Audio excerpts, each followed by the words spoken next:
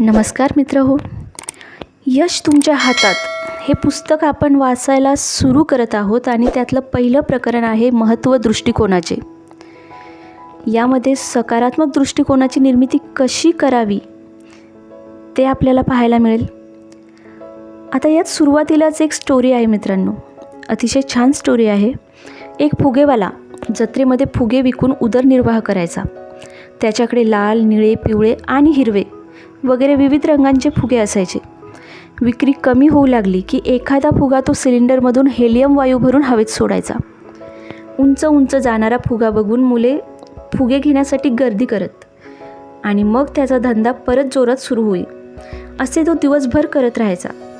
असंच एकदा फुगे विकताना फुगेवाल्याच्या लक्षात आलं की कोणीतरी आपलं जॅकेट ओढतंय. त्यानं मागे वळून पाहिलं तर तिथं एक लहान मुलगा उभा होता. मुलानं त्याला विचारलं, काका, काळ्या रंगाचा फुगा हवेत सोडला तर तो सुद्धा उडेल का? मुलाच्या जिज्ञासेचं त्याला कौतुक वाटलं आणि मोठ्या प्रेमानं त्यानं उत्तर दिलं, बाळ, फुगा रंगामुळं उडत नाही तर त्याच्या आत जे काही आहे त्यामुळं तो हवेत उंच उंच उडत जातो. हीच गोष्ट आपल्या दैनंदिन आयुष्यालाही लागू पडते. आपल्या अंतरंगात जे काही असते त्यामुळे आपण उंचीवर जातो. अंतरंगातील ही गोष्ट म्हणजे आपला दृष्टिकोन, आपली मनोवृत्ती. काही विशिष्ट व्यक्ती, संस्था किंवा देश हेच अतिशय यशस्वी का झाले असतील याचा तुम्ही कधी विचार केला आहे का? खरं म्हणजे हे काही फार मोठं रहस्य नाही. यशस्वी ठरलेल्या लोकांच्या विचार करण्याच्या आणि काम करण्याच्या पद्धती अधिक प्रभावी असतात. उपलब्ध मनुष्यबळ हीच सर्वाधिक महत्त्वाची साधनसामग्री आणि तिच्या साहाय्यानंच कुठलंही काम प्रभावीपणे करता येते ही गोष्ट त्यांनी ओळखलेली असते.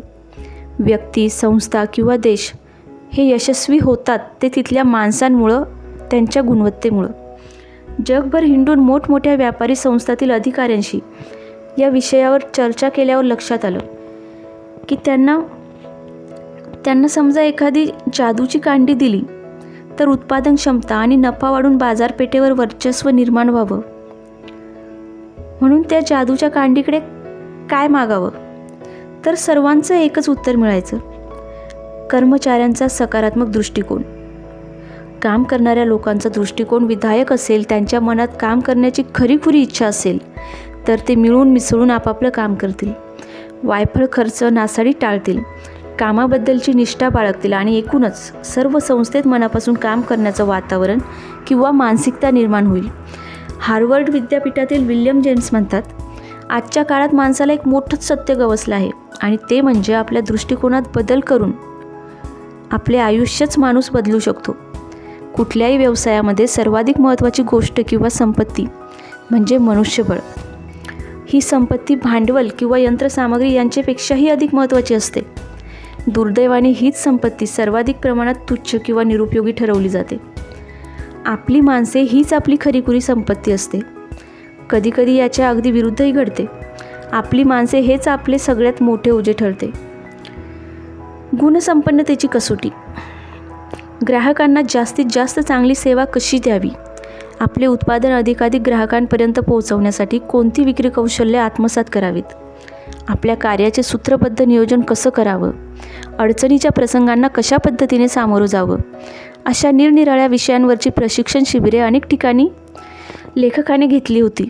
या शिबिरांच्या प्रदीर्घ अनुभवानंतर त्यांचं ठाम मत बनलं की या शिबिरांचं यश प्रामुख्याने एकाच गोष्टीवर अवलंबून असतं आणि ती गोष्ट म्हणजे गुणसंपन्नतेच्या कसोटीवर उतरणाऱ्या व्यक्तींचा त्यात असणारा सहभाग. आता ही गुणसंपन्नतेची कसोटी म्हणजे आहे तरी काय? या कसोटीवर उतरणारे लोक नेमके कोणते गुण जवळ बाळगून असतात? तर हे गुण म्हणजे चारित्र्य, प्रामाणिकपणा, नैतिक मूल्य, सकारात्मक दृष्टिकोन. गैरसमज करून घेऊ नका. इतर सर्व कार्यक्रमही महत्त्वाचे असतातच, पण त्यांचा पाया भक्कम असेल तरच हमखास यश मिळते.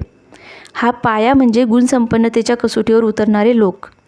उदाहरणार्थ, काही ग्राहक सेवा शिबिरात प्लीज, थँक्यू यासारख्या शब्दांची सुहास्य वदनाने साखर पेरणी करण्यावर, हस्तांदोलन वगैरे शिष्टाचारावर आवर्जून वापर या गोष्टींवर भर दिला जातो. पण खोटं स्मित कुठवर उपयोगी पडणार हो?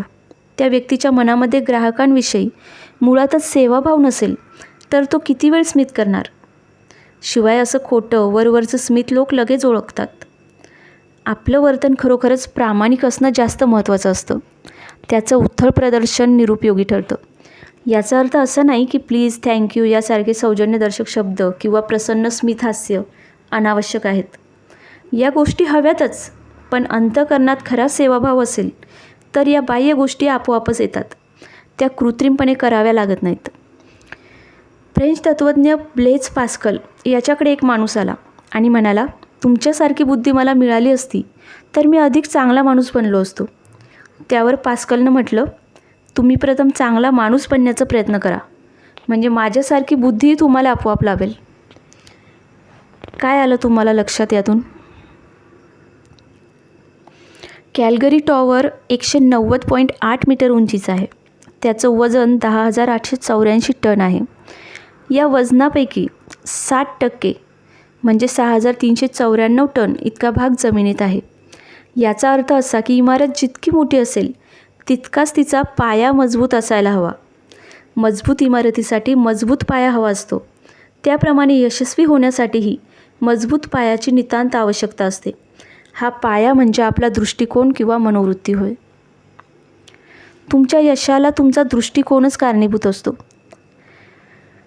हार्वर्ड विद्यापीठातील एका अभ्यासानंतर असा निष्कर्ष निघाला की एखाद्या व्यक्तीला नोकरी मिळते तेव्हा नोकरी मिळण्यामध्ये त्याच्या दृष्टिकोनाचा वाटा 85% असतो.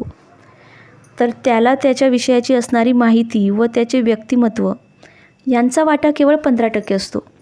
आणि आश्चर्याची गोष्ट अशी की त्याच्या शिक्षणावर खर्च केली जाणारी संपूर्ण रक्कम ही केवळ माहिती आणि आकडेवारी शिकवण्यासाठीच खर्च केली जाते. प्रत्यक्ष नोकरी मिळण्यासाठी ही माहिती फक्त 15%च उपयुक्त ठरत असली तरी आपण जी चर्चा करणार आहोत ती या उरलेल्या 85% यशाबद्दलच आहे. इंग्रजी भाषेत ॲटिट्यूड म्हणजेच दृष्टिकोन हा अत्यंत महत्त्वपूर्ण शब्द आहे. जीवनाच्या प्रत्येक क्षेत्रात, मग तो जीवनाचा वैयक्तिक भाग असो की व्यावसायिक, दृष्टिकोनाचं महत्त्व अनन्यसाधारण आहे. कुणीही अधिकारी योग्य दृष्टिकोनाशिवाय चांगला अधिकारी बनू शकतो का बरं? कोणीही विद्यार्थी योग्य दृष्टिकोनाशिवाय चांगला विद्यार्थी म्हणून घेण्यास पात्र ठरेल? आई वडील, शिक्षक, विक्रेता, मालक आणि नोकर यापैकी कोणीही योग्य दृष्टिकोनाशिवाय आपले काम योग्य प्रकारे करू शकेल? अर्थातच नाही. आपण कुठल्याही क्षेत्रात काम करत असलो तरी आपल्या यशाचा पाया म्हणजे आपला दृष्टिकोन. यश आणि निश्चित ध्येयप्राप्तीसाठी दृष्टिकोनाचे एवढे महत्त्व असेल तर साहजिकच आपला जीवनविषयक दृष्टिकोन आपण तपासून बघायला हवा. ध्येयप्राप्तीसाठी आपल्या दृष्टिकोनाचा काय प्रभाव पडतो याची चिकित्सा करायला हवी.